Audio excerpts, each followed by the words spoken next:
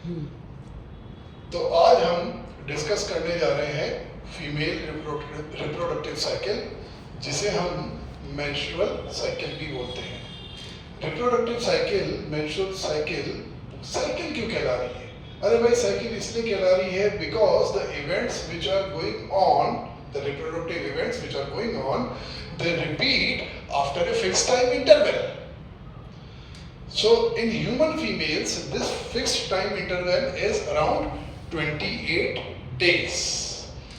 So after every 28 days, these reproductive events, they repeat. That's why we call it as a cycle, right? So before giving you details about the menstrual cycle, I would like to tell you that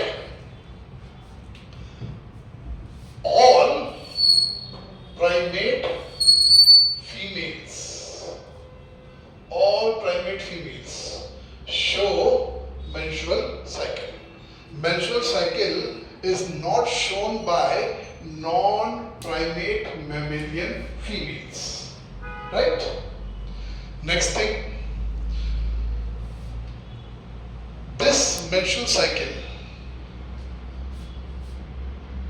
is occurring with the onset of puberty.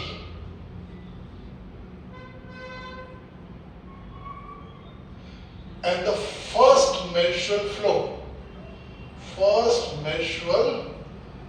flow is called as menarche.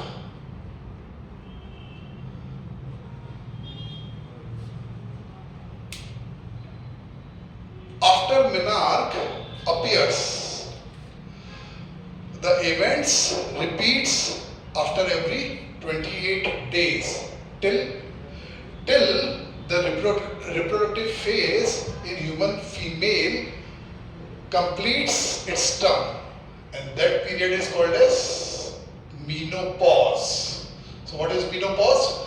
Menopause is the phase when reproductive events in female stops. So, two important terminology which you have to keep in mind, bear in mind. One is menarche. Menarche is the start of the reproductive events with the onset of puberty, and the second is menopause, when the reproductive events in the human female will stop. Usually menopause occurs around the age of 50. So after that, a human female cannot bear a child. Okay, so over here you see the whole diagram which I have drawn already to make you understand the menstrual cycle. In this diagram, you can see that I have made 3 rows. The first row denotes pituitary hormone levels. These hormone levels I have not drawn. I will draw it while I will go on with our discussion. Then there is ovarian events. So here I have made ovarian follicles, right? I will tell you what they are and how they are growing. Ovarian hormone levels, these follicles secrete ovarian hormones while they grow. I have not drawn them, I will draw them as we proceed.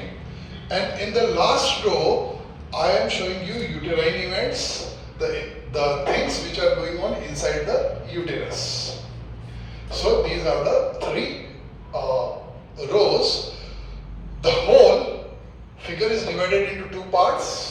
As you can see over here, pre-ovulatory phase and post-ovulatory phase, which are divided by a central line which denotes the day of ovulation. As I mentioned, the complete cycle stands for 28 days. So day of ovulation is around the mid of the cycle, that is day number 14. So before day number 14, events they are called as pre-ovulatory, and before and after day 14 they are known as post-ovulatory. Now, let's begin our discussion in proper.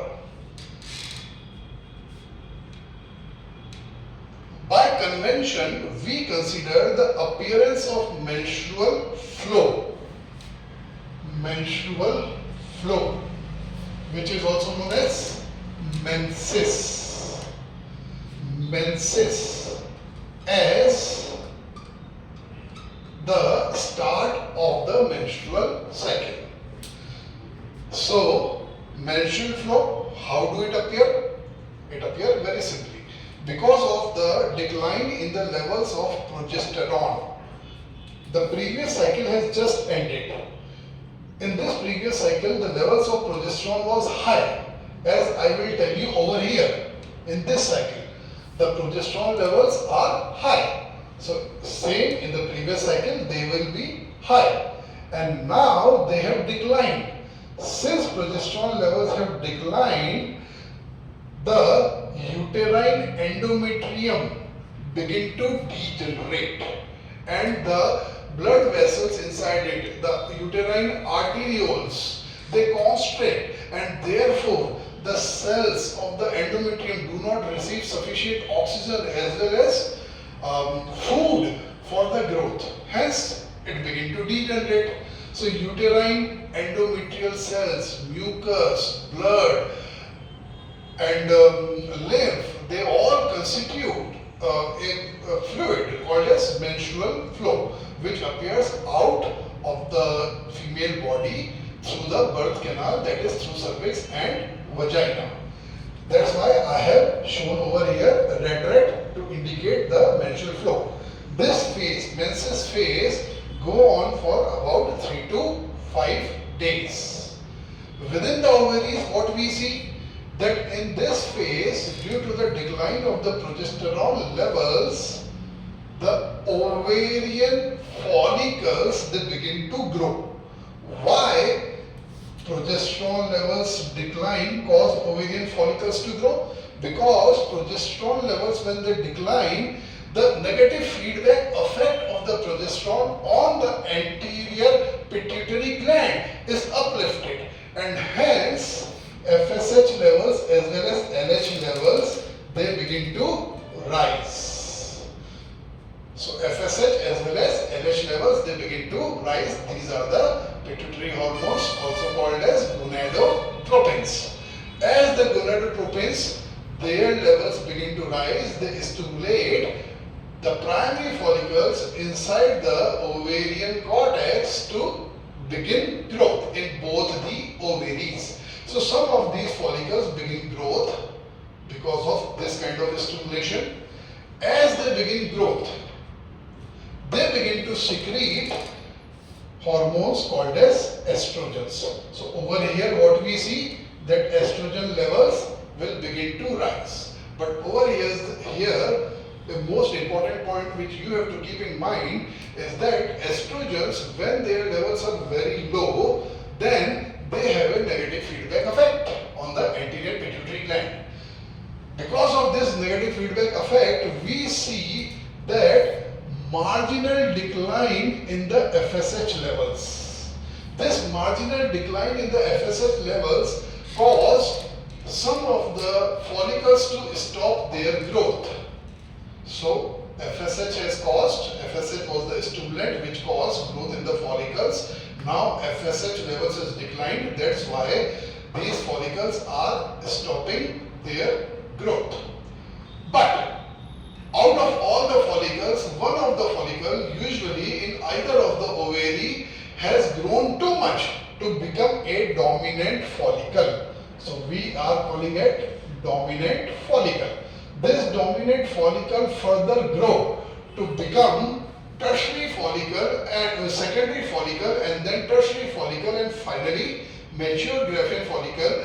While doing it, it secrete more and more estrogens. So what we are seeing over here, that follicular growth, only single follicle out of all of the follicles is growing and it is secreting more and more estrogens. As estrogen levels are rising, now the second part of the important thing, as I already told, less estrogens, negative feedback. Now you have to keep in mind, more estrogens, positive feedback. on the anterior pituitary. Because estrogen levels are increasing, this causes positive feedback, and hence we see increase in the levels of FSH as well as LH by anterior pituitary gland. So we are observing that FSH and LH levels, they are also increasing because of the estrogens. Now, as I already told, FSH and LH, what they are doing? They are causing growth of the follicles. And as follicle is growing, it is secreting estrogens. And what estrogens are causing? Estrogen is causing anterior pituitary to secrete more FSH and LH. Now, FSH and LH are promoting the follicular growth, and follicular growth, while secreting estrogens, is promoting secretion of FSH and LH from the anterior pituitary gland. Therefore, we are calling it as a positive feedback effect. So keep that in mind, right? Now, as the follicle grow into tertiary follicle and mature Graafian follicle, there comes a point when LH levels peak simultaneously, FSH levels also peak, as well as estrogen level also peak. Although all the three hormone levels has peaked, this event is called as LH surge. LH surge causes mature Graafian follicle to rupture. This rupture in the mature Graafian follicle in the ovary also cause ovarian wall to burst and cause the release of the ovum, the event of ovulation. So, the release of ovum from the mature Graafian follicle is called as ovulation, which occurs at the day number 14. Now, let's discuss one more point regarding the pre-ovulatory phase. What is that? With regard to uterus, once the menses phase is over, the dominant follicle has been formed and it is growing into secondary follicle, tertiary follicle, and it is secreting more and more number of estrogens. Estrogens promote growth of endometrial cells. So endometrial cells, they go on very rapid rounds of cell division. As more and more endometrial cell mass is accumulating in the endometrium, hence we call this phase with regard to uterus as proliferative phase. So proliferative phase. Why it is proliferative phase? Because the endometrium is increasing. With regard to ovaries, we call it follicular phase. Why follicular phase? Because ovarian follicles, they are showing growth. So, let's come to LH surge. So, LH surge has caused ovulation to occur. The LH surge usually occurs 9 to 10 hours before ovulation. So, any couple which is trying to conceive and unable to do so, usually we prescribe them over-the-counter test kit.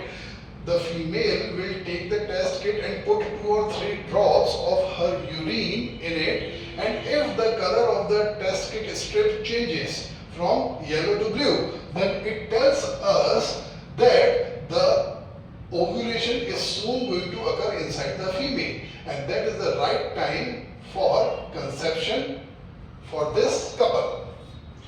So, let's talk about post-ovulatory phase. Now, post-ovulatory phase, over here, ovulation has occurred. Whatever of the mature Graafian follicle which was left in the ovaries become what we call as corpus hemorrhagicum, because at the site where whose site was present, there appears blood, and this blood clots. The clots cause this body to hemorrhage, a hemorrhage body, hence we are calling it corpus hemorrhagicum.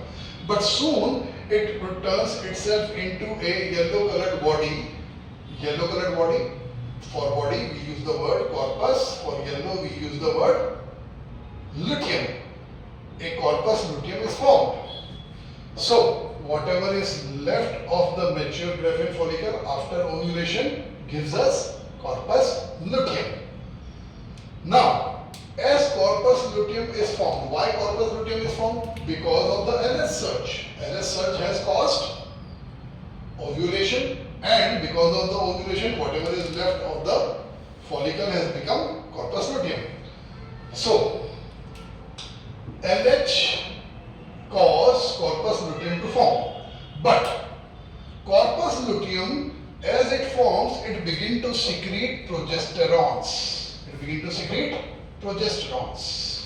So in the pre-ovulatory phase, we have seen that there is almost no progesterone, but after the ovulation, we see gradual increase in the levels of progesterone. As progesterone levels increase, why they are increasing? Because the corpus luteum is growing further and further. As it grows further, it secretes more and more progesterone. The progesterone has a negative feedback effect on the anterior pituitary. Therefore, we see that LH levels as well as FSH levels both decline. Both decline due to this negative feedback effect, and their levels become almost minimum by the time the corpus luteum has attained its maximum growth. So corpus luteum attains its maximum growth, let's say by 21st or 22nd day. Why that is so? I will come to it. But let's also talk about estrogens. So corpus luteum also secretes some of the estrogens. So we see a second peak in the level of estrogens in the post-ovulatory phase. What progesterone do? Progesterone is known as pregnancy hormone. This progesterone maintains the whole endometrial layer. Not only it maintains, it causes endometrial cells to develop more and to make more and more glycogen. Why glycogen? Because glycogen is food for animals. So if the embryo will come and implant in the endometrium, what embryo will eat? It will eat glycogen, right? So endometrial cells is storing glycogen into it. Not only that, these endometrial glands, they are secreting copious amount of endometrial fluid into the uterine cavity, which is rich again in glycogen, just in the anticipation of the embryo. So by 21st and 22nd day, corpus luteum attains maximum size. By this time, the endometrium is also maximally grown, as well as it is secreting copious amounts of glycogen-rich fluid, and the levels of pituitary hormones, they had gone almost to zero, their minimum levels. Now, here comes a diversion. The two cases which arise after this. What is that? This ovum, which was this secondary oocyte, which was released at the day of ovulation, if it gets fertilized or if it don't get fertilized. First, let us consider it gets fertilized. So if it gets fertilized, then by day 21 or 22, it will implant into the endometrium. As it implants into the endometrium, it forms a rudimentary tissue called as placenta with the maternal tissue. So embryo is making placenta with the maternal tissue. The placenta begin to secrete a hormone called as human chorionic gonadotropin. This hormone, human chorionic gonadotropin, this hormone mimics exact effects of LH. So as what I told you just before, that LH is the reason which cause corpus luteum to take birth as well as to grow.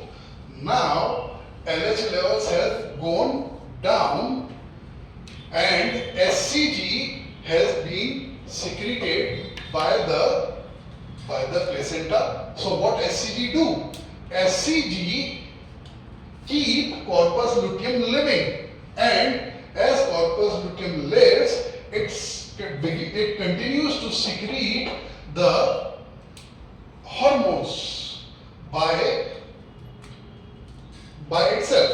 So we see that the levels of the progesterone and estrogens deplete. This Plato thing is important. Why important? Because these hormones will keep the endometrium as it is, because where the fetus will grow in the endometrium. But the second case arises. The second case is when the fetus, when the embryo do not implant. When embryo do not implant, in that scenario there will be no placenta and there will be no human chorionic gonadotropin. But as we see here, the LH levels have declined to their minimum levels, and LH is the reason why corpus luteum has formed. Since LH is not there, the Sanjeevani of corpus luteum has been absent. Corpus luteum begin to regress. As corpus luteum begin to regress, its levels, its hormone levels also begin to decline, both progesterone as well as estrogens. As these hormone levels are declining, the negative feedback effect which they cause to the anterior pituitary has been uplifted, and we see marginal rise first in the levels of FSH and then in the levels of LH to begin the next menstrual cycle. Thanks a lot.